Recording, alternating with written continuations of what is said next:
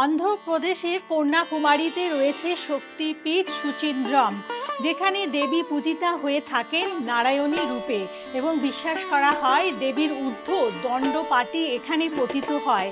দেবীর ভৈরব হচ্ছেন সংহার এবং এই রূপ দেবীর দর্শন করতে হলে আপনাদের পৌঁছে যেতে হবে মধ্যমগ্রাম সারদা পল্লীতে একান্ন কালীবাড়ি মন্দির এবং জয়শ্রী ঠাকুর রামকৃষ্ণ সেবাশ্রমে।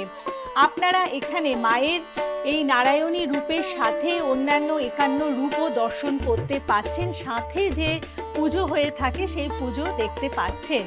আর মায়ের জাগ্রত একান্ন রূপ দেখতে হলে আপনাদের পৌঁছে যেতে হবে যেই ঠিকানায়, সেটি হচ্ছে মধ্যমগ্রাম সারদাপল্লী একান্ন কালীবাড়ি মন্দির এবং জয়শ্রী ঠাকুর রামকৃষ্ণ সেবাশ্রম। সময় হচ্ছে সপ্তাহের যে কোনো দিনে সকাল 10টা থেকে দুপুর 2টো এবং বিকেল 5টা থেকে 8টা। তাছাড়াও এই মন্দিরে আপনাদের জন্য প্রস্তুত করা হয় বিশেষ দৈব প্রতিকার, আর সেই দৈব প্রতিকার নিতে হলে আপনাদের এখানে আসতে হবে প্রতি বৃহস্পতিবার এবং শনিবারের যে কোনো দিনে সকাল 10টা থেকে দুপুর 2টোর মধ্যে।